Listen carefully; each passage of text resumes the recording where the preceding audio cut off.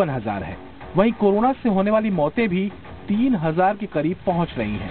सबसे चिंताजनक है हर 24 घंटे में बढ़ता संक्रमितों का आंकड़ा, जो पिछले 24 घंटे में 5000 के करीब है। बहुत विडंबना वाली सिचुएशन है। आप मेरे से पूछे क्योंकि जिस समय पेशेंट रोज के 100-200 बढ़ रहे थे तब हमने लॉकडाउन किया। आज पेशेंट्स रोज के 3500-4000 हजार बढ़ रहे हैं। हम लॉकडाउन को खोलने की बात कर रहे हैं और करनी भी चाहिए।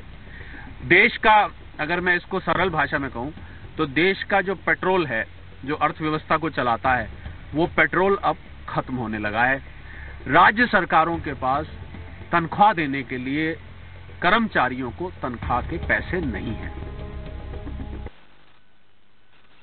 कि लॉकडाउन की वजह से देश ही नहीं, दुनिया की अर्थव्यवस्था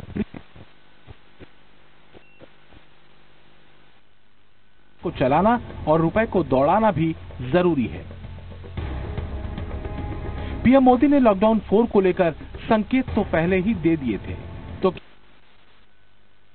और जहान दोनों पर फोकस कर रहा है ताकि धीरे धीरे ही सही लेकिन आर्थिक गतिविधियों को गति मिले। एक नजर डालिए कि आखिर लॉकडाउन 4 में क्या खास है। लॉकडाउन 4 में घरेलू और अंतर्राष्ट्रीय उड़ानें बंद रहेंगी, मेट्रो, रेल और रेस्टोरेंट्स बंद रहेंगे। हालांकि रेस्टोरेंट्स खाने की होम डिलीवरी करेंगे। स्कूल और एजुकेशनल संस्थान बंद रहेंगे। Hotel, cinema hall, malls, gym बंद रहेंगे। स्विमिंग पूल, एंटरटेनमेंट पार्क बंद रहेंगे। राजनीतिक, धार्मिक, सामाजिक गतिविधियां बंद रहेंगी। इसके साथ ही सभी तरह के धार्मिक स्थल बंद रहेंगे। वहीं लॉकडाउन 4 में रात्रि का कर्फ्यू लागू रहेगा, शाम 7 बजे से सुबह 7 बजे तक। राज्यों के बीच बस सेवा की शुरुआत भी हो सकती है। इसके लिए दोनों राज्यों के बीच सहमति होनी चाहिए। कंटेनमेंट जोन में बस चलाने का फैसला राज्य सरकारों के ऊपर डाला गया है। राज्य में पब्लिक बस ट्रांसपोर्ट सेवा की शुरुआत भी होगी। इसके अलावा रेड, ऑरेंज, ग्रीन जोन जिलाधिकारी ही तय करेंगे।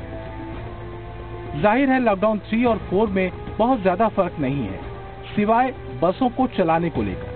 इसके पीछे की वजह को समझने की जरूरत है, क्योंकि जिस तरह से देश में लॉकडाउन के बावजूद कोविड-19 संक्रमण का आंकड़ा बढ़ा है, वो खतरनाक है।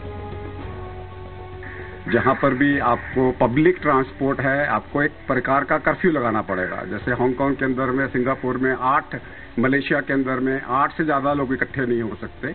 वैसा ही आपको रेस्ट्रिक्शन रखना होगा कि हमने खोल दिया है, लेकिन आप ग्रुप में नहीं मिलोगे, 8 से ज्यादा के लोगों को नहीं मिलोगे, क्रिमेशन में 20 से ज्यादा नहीं जाओगे, शादी में 40 से ज्यादा नहीं जाओगे और सोशल डिस्टेंसिंग को मेंटेन करोगे। जहां पर भी आप खोल रहे हो, अगर सोशल डिस्टेंसिंग मेंटेन कर रहे हो, that is the only answer.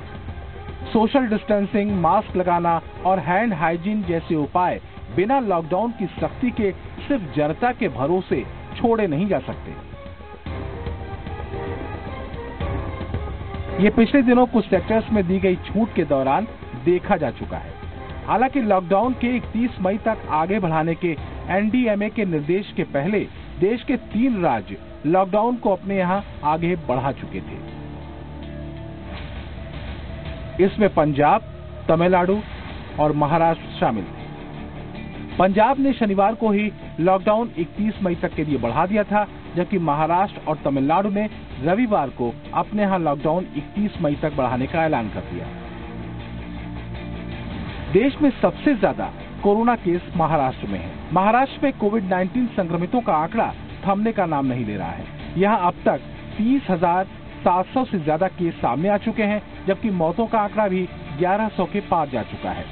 सबसे ज्यादा प्रभावित शहरों में मुंबई, ठाणे और पुणे हैं। मुंबई में कुल कोरोना पॉजिटिव केसेस की संख्या 18,550 के पार जा चुकी है, जबकि कोरोना से होने वाली मौतें भी यहां करीब 700 के आसपास हैं। कोविड-19 के कुल संक्रमण का करीब 34% हिस्सा सिर्फ महाराष्ट्र से है। दूसरे नंबर पर गुजरात है, जहां संक्रमितों की संख्या 11,000 के करीब हो चुकी है, जबकि तीसरे नंबर पर मौजूद तमिलनाडु में भी 10,585 केस सामने आ चुके हैं। यही वजह है कि तमिलनाडु ने भी अपने यहां लॉकडाउन 31 मई तक के लिए पहले ही बढ़ा लिया था। जोखिम बड़ा है और तेजी से बढ़ते संक्रमण के बीच बाजार और दूसरी गतिविधियों को खोलना जान की बाजी लगाने जैसा है।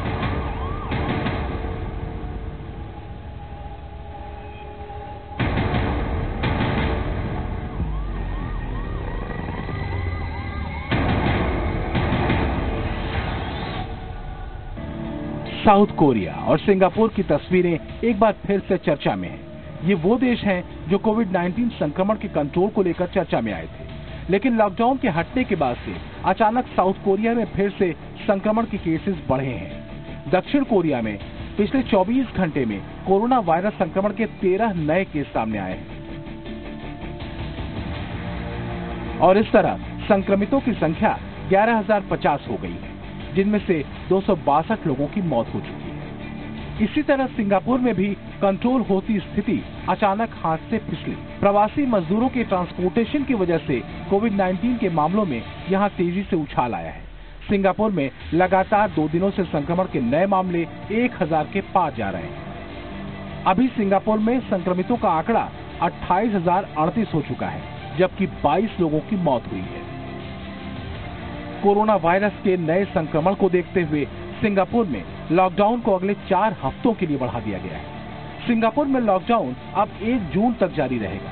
समझना मुश्किल नहीं कि सरकारें फिलहाल लोगों की जान पर ज्यादा फोकस कर रही हैं।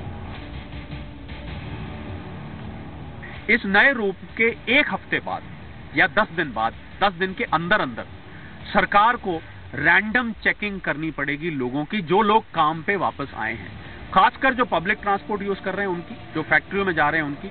और अगर कहीं ये दिखाई दिया कि ये 4000 से बढ़ के जो रोज एवरेज 3,500-4,000 का है, ये बढ़ के अगर कहीं 5, 6, 8, 10,000 का होता है, तो जो सबसे बड़ा भयावह दृश्य होगा वो ये होगा कि आपको दोबारा लॉकडाउन ना करना पड़ जाए, क्योंकि अगर दोबारा करना पड़ गया तो वो लॉकडाउन बहुत लंबा होगा, वो बहुत दर्दनाक होगा, क्योंकि उस समय लोगों की आर्थिक कैपेसिटी खत्म हो चुकी होगी और लोग हाहाकार मचने की परिस्थिति आ जाएगी। एक्सपर्ट भी मानते हैं कि लॉकडाउन में छूट देने के बजाय अलग अलग सेक्टर्स में धीरे धीरे लॉकडाउन में रियायत देने की जरूरत है।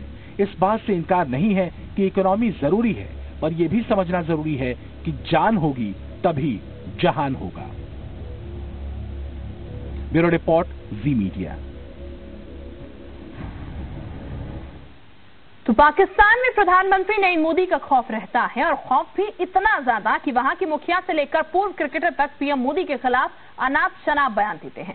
पाकिस्तान के पूर्व क्रिकेटर अफरीदी भी इमरान खान के जोकर गैंग के ही सदस्य हैं। पाकिस्तान के कब्जे वाले कश्मीर में जाकर शाहिद अफरीदी ने प्रधानमंत्री नरेंद्र मोदी के खिलाफ फिर से जहरीला बयान दिया। दरअसल अफरीदी को इस बात का डर सता रहा है कि पाकिस्तान के हाथ में कहीं पीओके निकल ना जाए। तो शाहिद अफरीदी ये बात कान खोलकर सुन ले कि भारत के जिस कश्मीर पर पाकिस्तान ने